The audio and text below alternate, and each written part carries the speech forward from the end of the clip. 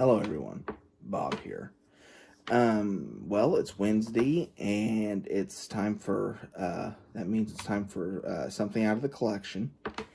And, well, I thought since I'm getting ready to wrap up the Batman, what I planned on covering for the cartoons here and for the 90s era Batman as a whole here in the next day or two, I was going to focus on the next series I plan on reviewing, and that is the Friday the 13th franchise.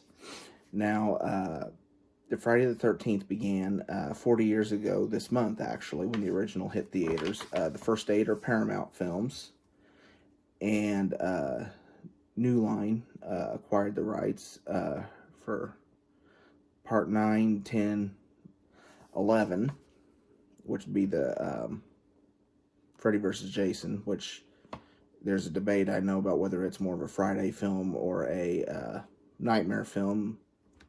If I'm running through the respective franchises, I'll watch it in either one, so I'm not going to weigh in on that one way or the other. But then, of course, you have the remake from 2009, and then ever since then, there has been nothing. And as the franchise has been bogged down in rights issues. And hopefully that gets itself resolved because, well, quite truthfully, I'd like to see another Friday the 13th movie. I'd like to see Jason Voorhees on the screen again. Now, I would like to point out that I am saying that I am wearing a shirt from the Halloween franchise. Because, you know, full disclosure and everything. But, so I'm going to show you what laserdiscs I have from the franchise. I'm going to show you the 2 Blu-ray sets I have from the franchise, and the 1 VHS I have acquired so far. I do plan on, I did at one time have all of it, all of the VHS and laserdisc, and I haven't been able to reacquire those yet post-fire. I plan on it. When I do, there will be a special video put out for those, but for now, unfortunately, I don't own them. As far as the DVDs go, I'm just going to show a couple and use them. I don't want to say it's props, but I'm going to, for illustrative purposes. But for what little bit I will cover about the DVDs, I will say the first 4 films had theatrical artwork. And then the last 4 from Paramount had this modernistic artwork look. And this is an example of that. This is Part 8. I personally preferred the original theatrical artwork and the artwork that was on the laserdiscs and the old VHS covers. But at the time, I was happy to get them on DVD. Okay, here's the laserdisc from Part 1. These laser discs are all in full screen, and they are both extended play, so they're both they're all CLV discs.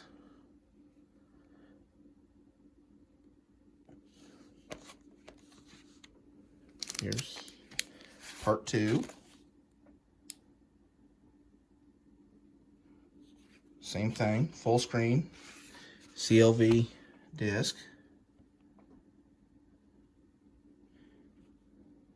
Again, the artwork is very similar.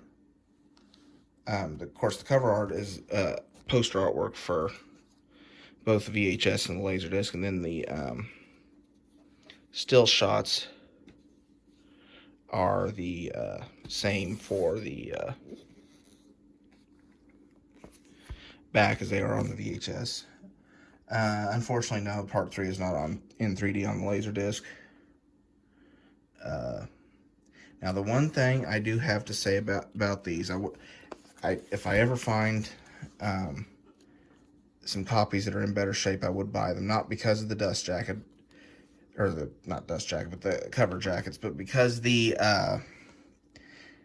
first 2 have slight amounts of rot showing.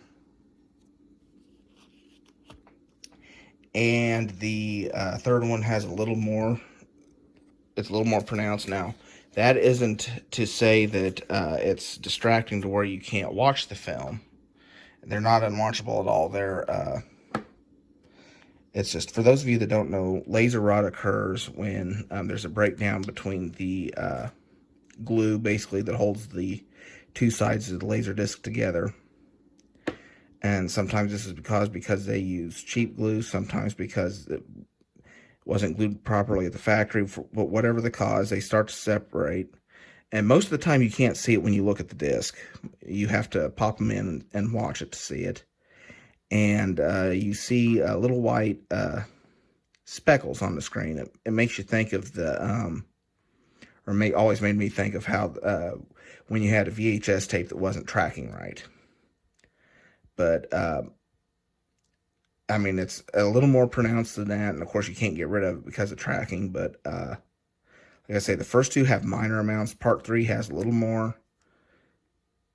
Is it bad enough they're unwatchable? No, but again, most of the time I'll probably watch these in the high def format and only go back to these when I'm wanting to feel nostalgic and remember how I watched these growing up. Now, this one does not have laser rot, and this is the unrated director's cut. For those of you that don't know, the unrated director's cut contains a lot more gore and is a lot more fun to watch if you're into the horror genre. But the VHS you had to buy, you could buy the R-rated or the unrated. And of course, laserdisc is just the unrated. But this one is also CLV extended play, and it's full screen as well. And this one is one of the presentation on this one holds up really well watching it on my setup, at least. It felt just like I was watching a more modern movie, but that disc looked really good on this. Now, I know what you're all thinking.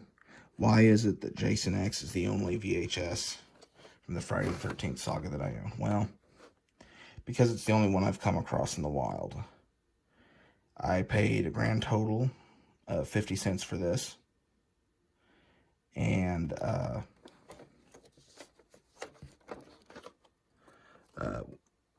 it is actually the first time I ever owned this film on the VHS format, because before Fire I just ever had it on the DVD. I never bothered to pick up the VHS. But I'm happy to have it as part of the collection today. Okay, this is the cheaper of the two box sets, and this one contains just the Paramount movies. There are quite a few extras in here. Lost Tales from Camp Blood. Stuff like that. There's some commentary tracks. A lot of this is ported over actually from the from Crystal Lake to Manhattan DVD set. But slide the slipcover off and you pop it open. There's nothing special in here. It's just the discs. Of course, the first one's the uncut. And part 2. Part 3, of course, you have the option of watching it in 3D if you so desire. Final chapter. Then after the final chapter, they start sharing discs. So part 5, part 6 are on one disc, and The New Blood and Jason Takes Manhattan are on one disc to round that out. But like I say, this one's the cheap set, and it's pretty plain compared to the other one. This set is probably the one everybody's wanting to see. This is the one that goes for crazy expensive on eBay. And from what I understand, it might not for that much longer, because from what I understand, they are working on a new release of box set of the collection. So we will cross our fingers that we get one. And I'll get a little more into why I would like to see one here in just a minute. But slide this bad boy off, and I apologize, it's showing some dust.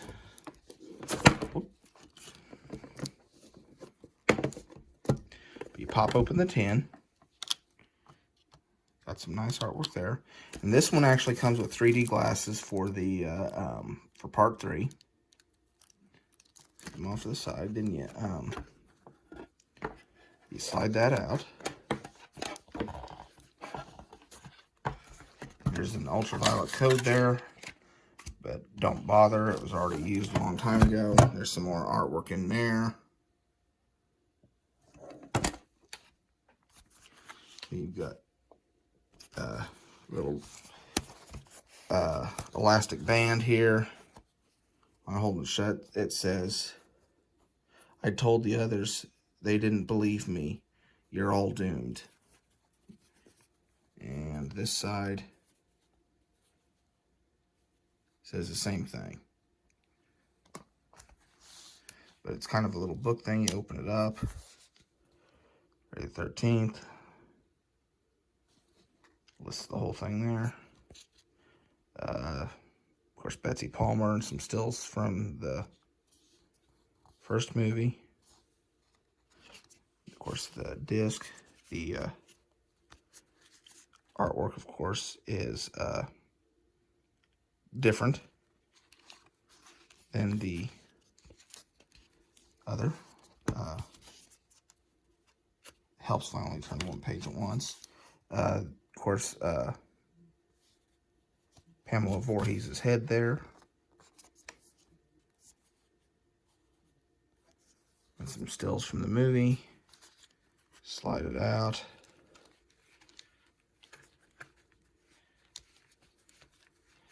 A little bit different artwork there.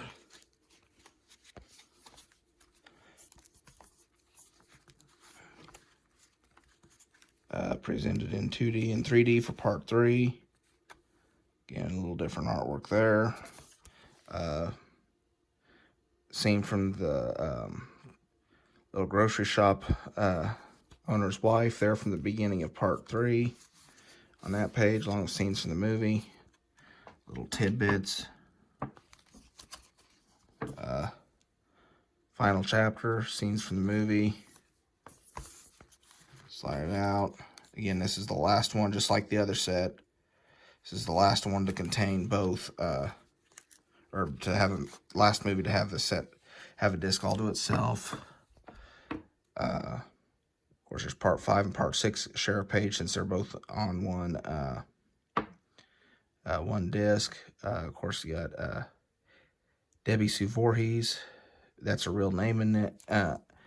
In real life, was in part 5, and of course Jason from Jason Lives. Again, you got both 2 movies there on that disc. And a little tidbit, it talks about the Alice Cooper songs. Turn the page, you got Jason, of course Kane Hodder's debut in part 7. A little tidbit there. And of course from part 8. And of course, you see the disc has different artwork on it again.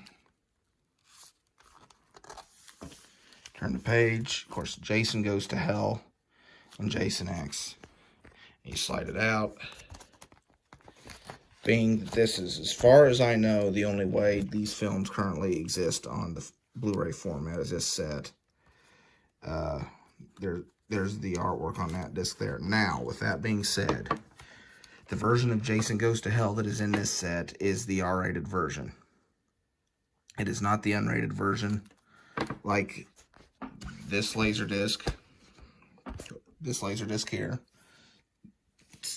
You need either that, the old VHS, which I don't have with me, or the DVD that has both versions on it.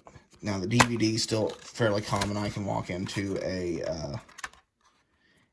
store, a used movie store, and find it for fairly cheap still. So, if you wanted one of those, you can they are still fairly easy to obtain. There's a select a scene and all that stuff in there. Of course, this is back in. These were released. Jason Goes to Hell and Jason X were released on Blu-ray originally the same day, so it's got all kinds of. Back then, they had a lot of DVD-ROM features and stuff. But anyway, and you turn the page here. You got Freddy versus Jason. And, of course, the artwork in a similar style. Now, Freddy vs. Jason was available separately, and I actually do have that on Blu-ray. But again, the standalone Blu-ray release of the Friday the 13th remake and here's the remake, the artwork on that one. Friday the 13th remake, which I have, it's called the Killer Cut. And I also have Freddy vs. Jason. And on Blu-ray separately, but since I'm getting ready to move, it's in a box somewhere. I'm not entirely sure where. And so is Crystal Lake Memories. And the DVD for a documentary with Tom Savini called His Name Was Jason that came out about the same time as the remake. That's just a standard DVD with the extras there. Then the back's basically just copyright information. And close the book. Now this is 40 pages excerpt from the Crystal Lake Memories. The book that came out that goes along with the documentary.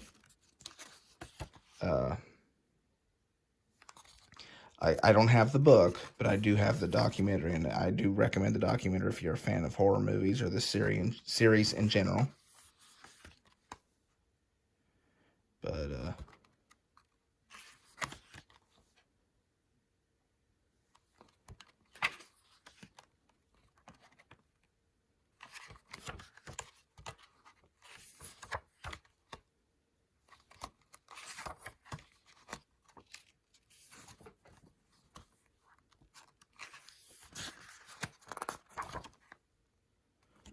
But no, like I said, I've got the DVDs, and they're in a box, and so's His Name Was Jason, or His Name Is Jason, and so is the Crystal Lake Memories Blu-ray.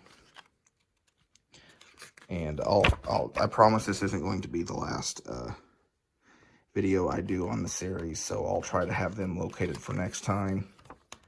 And I don't know, I'll show the DVDs. Like I say, the DVDs I have nothing inside the cases but the disc itself, other than the two New Line Jason X and Jason Goes to Hell, and they've just got the select a scene list.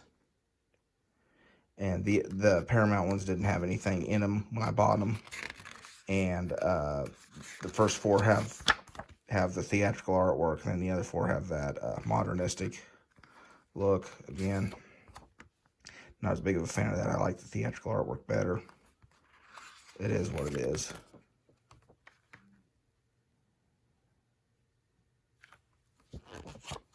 In the back of the book itself. But no, I chose to do this franchise next because A, it's its 40th anniversary this month. I know it would have worked better if I'd started earlier in the month. One of my earliest memories of the Friday the 13th franchises is having a marathon on the VHS tapes after a barbecue on Memorial Day weekend. So, I mean, I think of these movies this time of year, they kind of go hand in hand. Kind of like how I always associate the Lord of the Rings movies with December. Not necessarily because they're Christmas movies, but it has more to do with when I had the opportunity to go see them initially. And well, that's all I've got for today. Like I say, I plan on picking up the rest of those laserdiscs and VHSs at some point. It's just trying to recreate the collection I had is a little overwhelming, and I'll get them eventually. And when I do, I will have an updated video for those. But thank you so much for watching. If you enjoyed the content of this video, please give it a like, and please consider subscribing to this channel. I love doing this. I love talking about movies and talking about the stuff in my collection, and I hope someone out there enjoys watching it too, because I sure like making these videos. And follow me on Facebook or Twitter. Just search for Bob the Film Guy. And this is Bob, signing off.